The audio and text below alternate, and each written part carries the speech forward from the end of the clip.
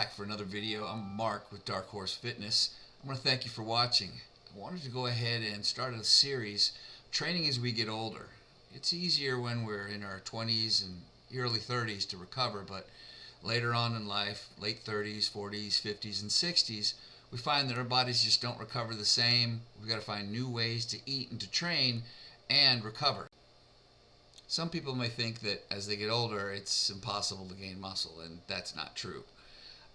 There's a University of Oklahoma study that showed that men between the ages of 35 and 50 in one group, and the second group was 18 to 22, they did the same exercise program over the course of 8 weeks.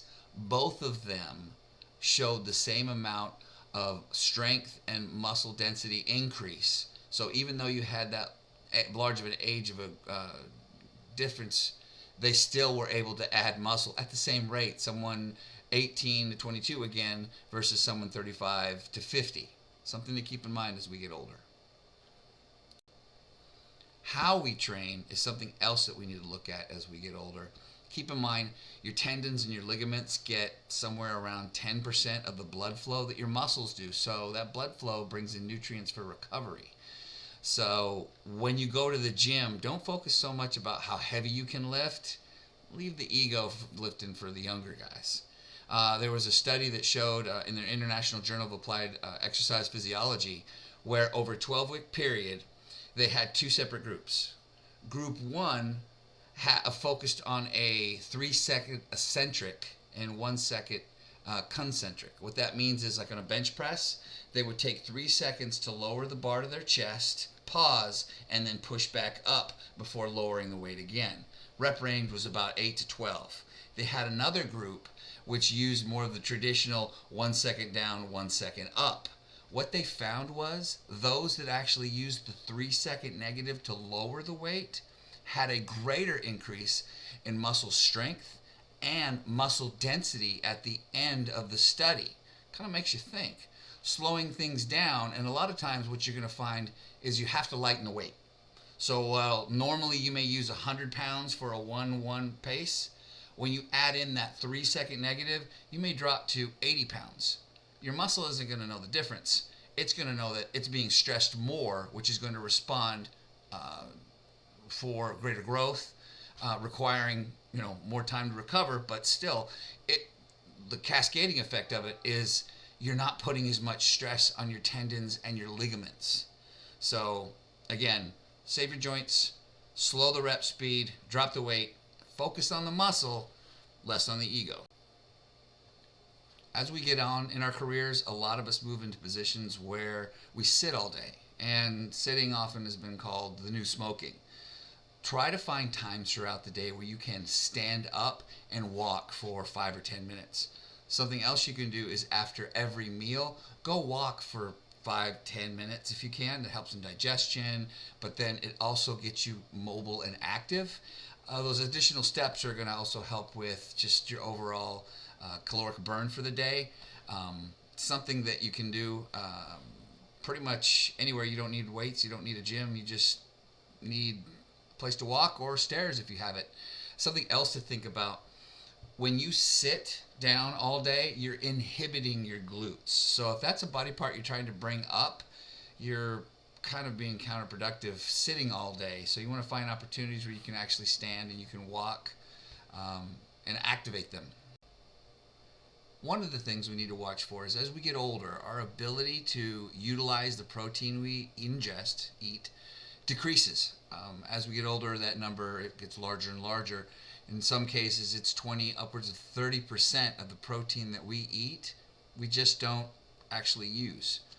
You need to find ways and where you can digest more protein. You could use a digestive enzyme.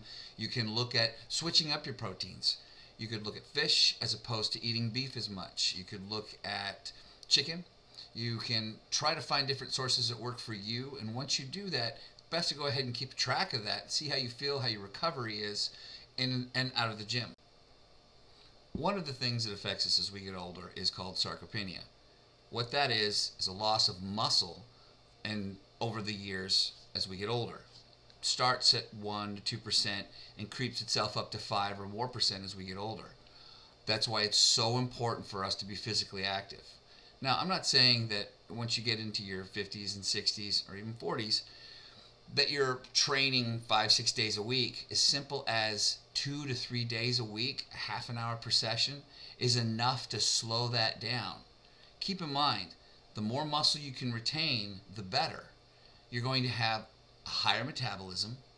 Also, keeping that strength is a great way to avoid simple things like falling.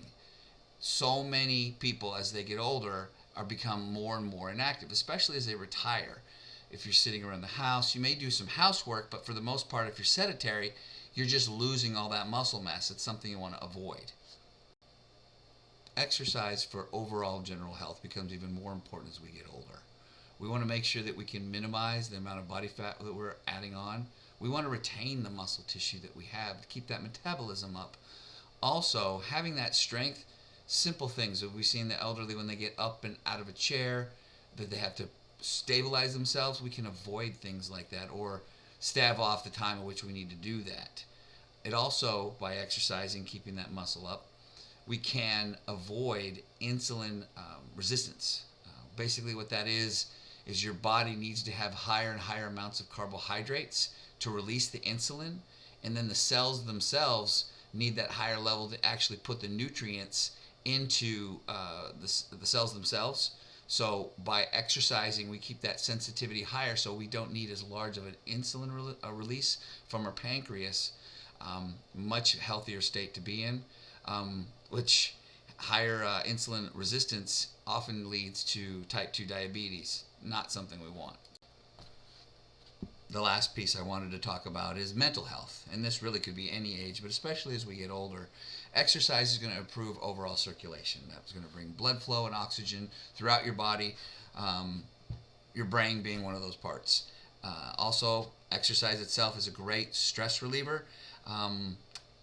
Something else to think about, exercise itself can improve memory. It has a direct impact on the hippocampus that's responsible for the memory, and that's something that you want to make sure that you can keep and maintain. There's no sense in getting older if you're having all of these issues that come about that can be prevented or at least slowed down simply by eating healthier, exercising a little bit more. Again, 2-3 days a week, 15-20 minutes really is all you need to do to just have a basic improvement in your health. So that's all for today. I want to thank you for watching. Please remember to like, comment below, and subscribe. I'm going to be continuing on with this series. As we get older, I want to make sure that things that I have learned, being 50 myself, and still actually, along with coaching, competing as a bodybuilder and an athlete in the physique arena, that I want to be able to share this knowledge so that you can pass it along. Either you can utilize it yourself, you may have parents, or you may have friends that can use it, but pass it along. I appreciate it.